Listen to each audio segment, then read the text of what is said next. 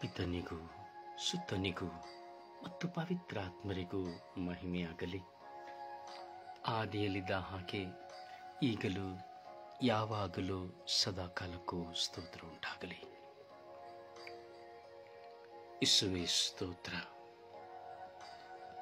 ಯೇಸುವೇ ವಂದನೆ, ಯೇಸುವೇ ಆರಾಧನೆ, ಯೇಸುವೇ ಮಹಿಮೆ, ಯೇಸುವೇ ನಮನ, ಯೇಸುವೇ ಕೃತಜ್ಞತೆ. ಅಪ್ಪ ತಂದೆಯೇ ಸ್ತೋತ್ರ, ಅಪ್ಪ ತಂದೆಯೇ ವಂದನೆ, ಅಪ್ಪ ತಂದೆಯೇ ಆರಾಧನೆ, ಅಪ್ಪ ತಂದೆಯೇ ಮಹಿಮೆ, ಅಪ್ಪ ತಂದೆಯೇ ಸ್ತುತಿ ಸ್ತೋತ್ರ.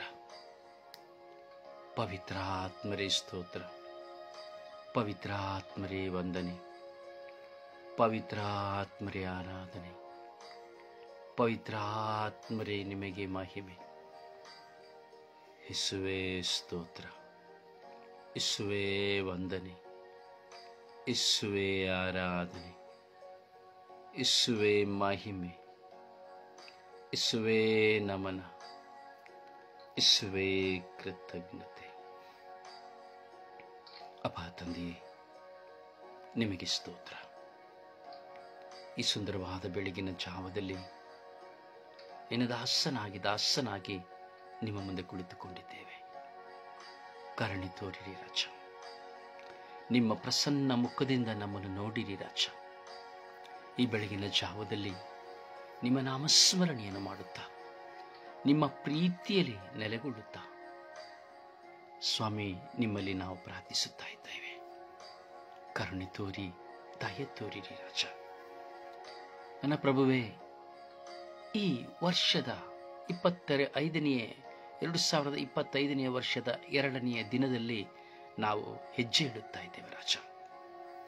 ಸ್ವಾಮಿ, ಈ ದಿನದಲ್ಲಿ ನಾವು ಮಾಡುವ ಎಲ್ಲ ಕಾರ್ಯಗಳು, ಕೆಲಸಗಳು, ನಮ್ಮ ಆಲೋಚನೆಗಳು, ನಮ್ಮ ವಿಶ್ವಾಸಭರಿತ ಪ್ರಾರ್ಥನೆಗಳು, ನಮ್ಮ ಕುಟುಂಬ ಜೀವಿತ, ನಮ್ಮ ಬಲಹೀನತೆ, ನಮ್ಮ ಪ್ರಯಾಣ, ನಾವು ಭುಜಿಸುವ ಅನ್ನಪಾನ, ನೀವು ನನಗೆ ಕುಟುಂಬದಲ್ಲಿ ಜನ್ಮ ಕೊಟ್ಟ ತಂದೆ ತಾಯಿ, ಪತಿ ಪತ್ನಿ, ಒಡಹುಟ್ಟಿದವರು, ಮಕ್ಕಳು, ಬಂಧು ಬಳಗದವರು, ಮಿತ್ರರು, ಹಿತೈಷಿಗಳು ಎಲ್ಲರನ್ನು ಸ್ವಾಮಿ ನಿಮ್ಮ ಕರಗಳಿಗೆ ಸಮರ್ಪಿಸಿ ಪ್ರಾರ್ಥಿಸುತ್ತಾ ಇದ್ದೇನೆ.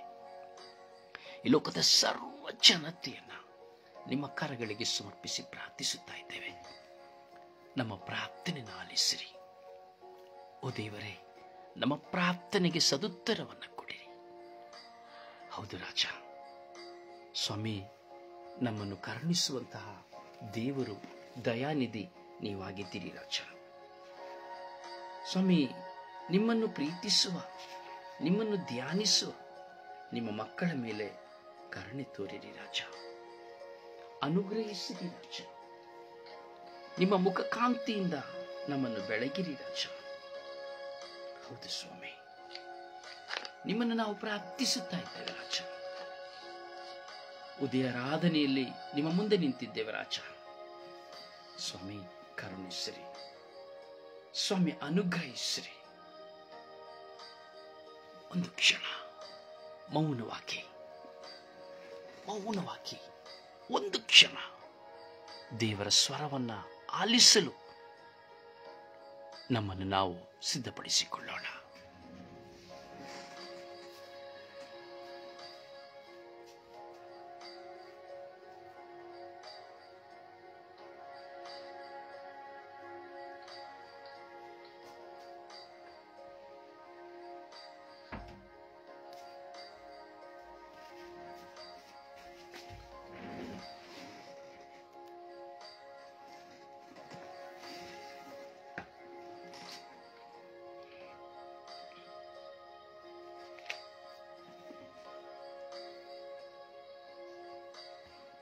ಕೀರ್ತನೆ 1.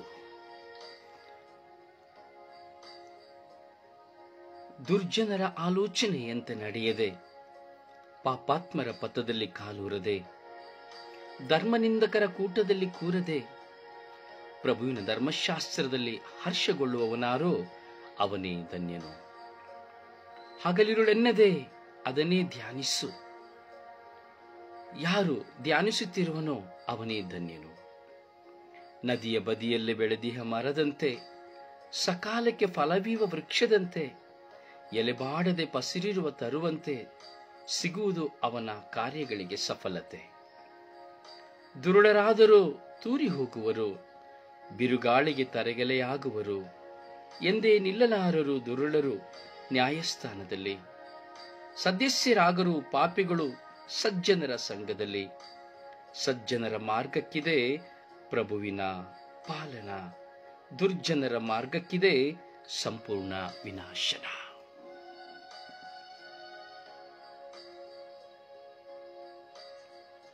ಪ್ರಿಯರೇ, ಕೀರ್ತನೆಗಾರ 1ನೇ ಅಧ್ಯಾಯವನ್ನು ನಾವು ನೋಡುವಾಗ ಧನ್ಯರು ಯಾರು ಎಂಬುದನ್ನ ನಮಗೆ ತಿಳಿಸುತ್ತಿದ್ದಾನೆ. ದುರ್ಜನರ ಆಲೋಚನೆಯಲ್ಲಿ ಕುಳಿತುಕೊಂಡು ದುರ್ಜನರು ಹೇಳುವುದನ್ನು ಕೇಳಿ ಅದು ಅವರು ಹೇಳಿದ್ದೇ ಸರಿ ಎಂದು ಆಲೋಚಿಸದೆ ಜೀವಿಸುವರು ಸಜ್ಜನರಲ್ಲ. ಪಾಪಾತ್ಮರ ಪಥದಲ್ಲಿ ಕುಡಿದು ಪಾಪ ಜೀವನವನ್ನು ಮಾಡಿ ವ್ಯಭಿಚಾರ ಮಾಡಿ ಅಥವಾ ಮತ್ತೊಬ್ಬರ ಸ್ಥಾನಮಾನಗಳನ್ನು ಕೆಡವಿ ಕುಟುಂಬಗಳನ್ನು ಹೊಡೆದು ಹಾಕುತ್ತಾ ಸುಳ್ಳಾಡುತ್ತಾ ದೇವರ ಆಜ್ಞೆಗಳನ್ನು ನಿರಾಕರಿಸುವವನು ದುರ್ಜನನು. ಧರ್ಮ ನಿಂದಕರ ಕೂಟದಲ್ಲಿ ಕೂರದೆ ಸಭೆಗಳನ್ನು ಕುರಿತು ಕೆಟ್ಟದಾಗಿ ಮಾತನಾಡುತ್ತಾ, ಶುಭ ಸಂದೇಶ ಸಾರುವವರನ್ನು ಕೆಟ್ಟದಾಗಿ ಮಾತನಾಡುತ್ತಾ, ಅಭಿಷೇಕಿಸಲ್ಪಟ್ಟವರನ್ನು ಕುರಿತು ಕೆಟ್ಟದಾಗಿ ಮಾತನಾಡುತ್ತಾ, ಶುಶ್ರೂಷೆ ಮಾಡುವವರನ್ನು ಪ್ರಾರ್ಥಿಸುವವರನ್ನು ಕೆಟ್ಟದಾಗಿ ಮಾತನಾಡುತ್ತಾ ಧರ್ಮ ನಿಂದನೆಯನ್ನ ಮಾಡುವವರು ದುರ್ಜನರು ಎಂಬುದಾಗಿ ಕೀರ್ತನೆಗಾರ ಹೇಳುತ್ತಾ ಇದ್ದಾರೆ. ಧರ್ಮಶಾಸ್ತ್ರದಲ್ಲಿ ದೇವರ ವಾಕ್ಯದಲ್ಲಿ ನೆಲೆಗೊಂಡು ಯಾರು ಸಂತೋಷ ಪಡುತ್ತಾನೋ, ರಾತ್ರಿ ಹಗಲು ಎನ್ನದೆ ಆ ದೇವರ ವಾಕ್ಯವನ್ನೇ ಧ್ಯಾನಿಸಿ ಆ ದೇವರಲ್ಲಿ ಯಾರು ಭರವಸೆ ಇಡುತ್ತಾನೋ ಅವನೇ ಧನ್ಯನು ಎಂಬುದಾಗಿ ಕೀರ್ತನೆಗಾರ ಹೇಳುತ್ತಾ ಇದ್ದಾನೆ. ಅವನೆಂದಿಗೂ ಬಾಡುವುದಿಲ್ಲ, ಅವನೆಂದಿಗೂ ಬಳಲಿ ಹೋಗುವುದಿಲ್ಲ, ಎಂದಿಗೂ ಅವನು ಎಡವಿ ಹೋಗುವುದಿಲ್ಲ ಎಂಬುದಾಗಿ ಕೀರ್ತನೆಗಾರ ಹೇಳುತ್ತಾ ಇದ್ದಾನೆ. ಆದರೆ ಕೆಟ್ಟತನದಲ್ಲಿ, ದುಷ್ಟತನದಲ್ಲಿ, ಸುಳ್ಳಿನಲ್ಲಿ ಮತ್ತೊಬ್ಬರನ್ನು ನಾಶ ಮಾಡುತ್ತಾ ಹಾಗೂ ತನಗೆ ತಾನೇ ಮೋಸ ಮಾಡಿಕೊಳ್ಳುತ್ತಾ ತನ್ನಲ್ಲಿರುವಂತಹ ದೇವರ ಆತ್ಮವನ್ನು ಕಳೆದುಕೊಂಡು ದುರಾತ್ಮವಶನಾಗಿ ದುರುಳನಾಗಿ ಜೀವಿಸುವವನು ಬಿರುಗಾಳಿಗೆ ಹೇಗೆ ಒಂದು ತರಗಲಿಯು ಹಾರಿ ಹೋಗುತ್ತದೋ ಹಾಗೆ ಹಾರಿ ಹೋಗುತ್ತಾನೆ ಎಂಬುದಾಗಿ ಕೀರ್ತನೆಗಾರ ಹೇಳುತ್ತಾ ಇದ್ದಾನೆ. ಅದರಿಂದ ದುರುಳನಾಗಿರುವವನು, ಕೆಟ್ಟವನಾಗಿರುವವನು ನ್ಯಾಯಸ್ಥಾನದಲ್ಲಿ ನಿಲ್ಲಲು ಸಾಧ್ಯವಿಲ್ಲ. ಪಾಪಿಗಳಾಗಿರುವವನು ಪಾಪ ಜೀವಿತದಲ್ಲಿಯೇ ಜೀವಿಸುತ್ತಾನೆ. ಆದರೆ ಸಜ್ಜನನಾಗಿ, ಒಳ್ಳೆಯವನಾಗಿ ದೇವರ ಸಾನ್ನಿಧ್ಯದಲ್ಲಿ ಕುಳಿತುಕೊಳ್ಳುವವನು ಎಂದಿಗೂ ವಿನಾಶವನ್ನ ಕಾಣಲು ಸಾಧ್ಯವಿಲ್ಲ. ಹೌದು ಪ್ರಿಯರೇ, ದೇವರ ಆತ್ಮರಿಂದ ನಾವು ತುಂಬಬೇಕು. ಈ ದಿನದಿಂದ ನಾವು ಕೀರ್ತನೆಯ ಅಧ್ಯಾಯವನ್ನ ನಾವು ಚಿಂತಿಸಲು ದೇವರು ನಮಗೆ ಕರೆ ಕೊಟ್ಟಿದ್ದಾರೆ. ಪ್ರತಿದಿನದಲ್ಲಿ ನಾವು ಕೀರ್ತನೆಗಳನ್ನು ಧ್ಯಾನಿಸುವ, ಆ ಕೀರ್ತನೆಗಳ ಅರ್ಥಗಳನ್ನ ನಾವು ಮನದಟ್ಟು ಮಾಡಿಕೊಳ್ಳುವ. ಕೀರ್ತನೆ ನಮ್ಮ ಜೀವಿತದಲ್ಲಿ ಅತಿ ಶ್ರೇಷ್ಠವಾದ ಒಂದು ಪುಸ್ತಕವಾಗಿದೆ. ಇಡೀ ಧರ್ಮಶಾಸ್ತ್ರದಲ್ಲಿ ಯಹೂದ್ಯರಾಗಲಿ, ಪರಿಸಾಯರಾಗಲಿ, ಸದುಕಾಯರಾಗಲಿ, ಯಾರೇ ಆಗಲಿ, ಧರ್ಮಶಾಸ್ತ್ರಿಗಳಾಗಲಿ, ಎಲ್ಲರೂ ಈ ಕೀರ್ತನೆಯನ್ನ ಪಠಿಸುತ್ತಾ ಇದ್ದರು. ಹಗಲು ರಾತ್ರಿ ಪಠಿಸುತ್ತಾ ಇದ್ದರು. ತಾಯಿ ಮಾತೆ ಮರಿಯಮ್ಮರು ಈ ಕೀರ್ತನೆಗಳನ್ನ ದಿನಂಪ್ರತಿ ಅವರು ಧ್ಯಾನಿಸುತ್ತಾ ಇದ್ದರು. ಪ್ರಭು ಯೇಸು ಸ್ವಾಮಿಯು ಸಹ ಈ ಕೀರ್ತನೆಗಳನ್ನ ಧ್ಯಾನಿಸುತ್ತಾ ಇದ್ದರು. ಹೌದು ಪ್ರಿಯರೇ, ಪೂರ್ವ ಪ್ರವಾದಿಗಳಾಗಿರುವವರು ಸಹ ಈ ಕೀರ್ತನೆಗಳನ್ನ ಧ್ಯಾನಿಸುತ್ತಾ ಇದ್ದರು. ಅದರಿಂದ ನಾವು ಸಹ ಈ ಕೀರ್ತನೆಗಳನ್ನು ಧ್ಯಾನಿಸುವ. ಧನ್ಯನು ಯಾರು ಎಂದೇಳಿದರೆ ಸನ್ಮನಸ್ಸುಳ್ಳವನು, ಒಳ್ಳೆಯ ಮನಸ್ಸುಳ್ಳವನು ಎಂಬುದಾಗಿ ನಾವು ಅರಿತಿದ್ದೇವೆ. ಪ್ರವೇಶು ಈ ಲೋಕದಲ್ಲಿ ಜನಿಸಿದ ತಕ್ಷಣ ದೇವದೂತರುಗಳು ಸ್ವರ್ಗದಿಂದ ಹಾಡಿದಂತಹ ಹಾಡು, ಮಹೋನ್ನತದಲ್ಲಿ ದೇವರಿಗೆ ಮಹಿಮೆ, ಸುಮನಸ್ಕರಿಗೆ ಶಾಂತಿ, ಸನ್ಮನಸ್ಸುಳ್ಳವರಿಗೆ ಶಾಂತಿ, ಒಳ್ಳೆಯ ಮನಸ್ಸುಳ್ಳವರಿಗೆ ಶಾಂತಿ ಎಂಬುದಾಗಿ ನಾವು ಧ್ಯಾನಿಸೋಣ.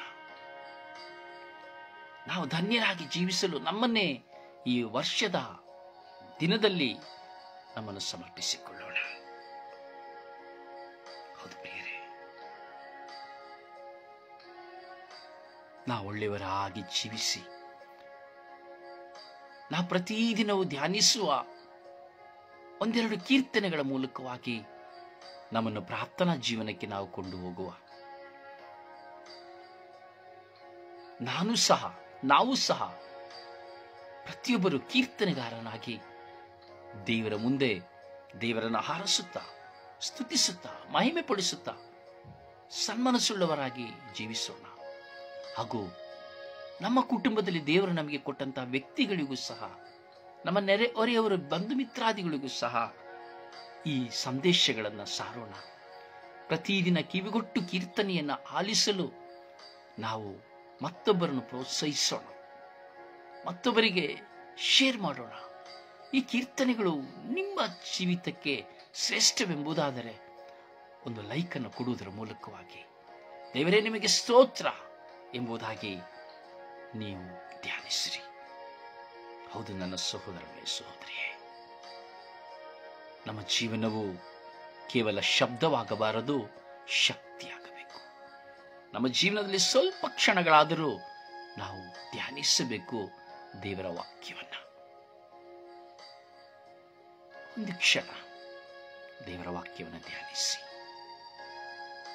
ಇಷ್ಟು ಕಾಲ ಜೀವಿಸಿದ ಈ ಜೀವನ, ಕಳೆದ 2024 ವರ್ಷದವರೆಗೂ ಜೀವಿಸಿದಂತಹ ಜೀವನ ಹಾಗೂ ಪ್ರಾರಂಭವಾದ 2025 ವರ್ಷದಲ್ಲಿ ನಾನು ಮಾಡುವ ಜೀವನ ಏನಾಗಿರಬೇಕು ಎಂಬುದನ್ನು ಚಿಂತಿಸು. ನನ್ನ ಸಹೋದರ ಸಹೋದರಿ, ಚಿಂತಿಸು.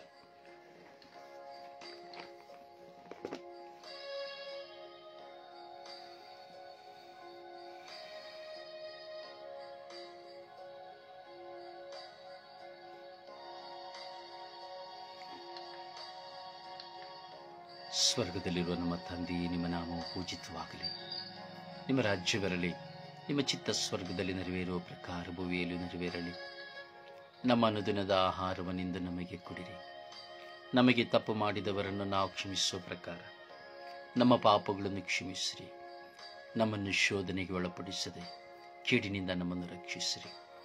ನಮ್ಮ ಮರಿಯವರ ಪ್ರಸಾದ ಪೂರ್ಣಿ, ಪ್ರಭು ನಿಮ್ಮೊಡನೆ ಇದ್ದಾರೆ. ಸ್ತ್ರೀಯರಡೆ ನೀವು ಧನ್ಯರು, ಮತ್ತು ನಿಮ್ಮ ಉದರದ ಫಲವಾದ ಯೇಸು ಧನ್ಯರು. ಸಂತ ಮರಿಯ ದೇವಮಾತೆ, ಪಾಪಿಗಳಾಗಿರೋ ನಮಗಾಗಿ ಈಗಲೂ ನಮ್ಮ ಮರಣದ ಸಮಯದಲ್ಲಿಯೂ ಪ್ರಾರ್ಥಿಸಿರಿ. ಪಿತನಿಗೂ ಸುತನಿಗೂ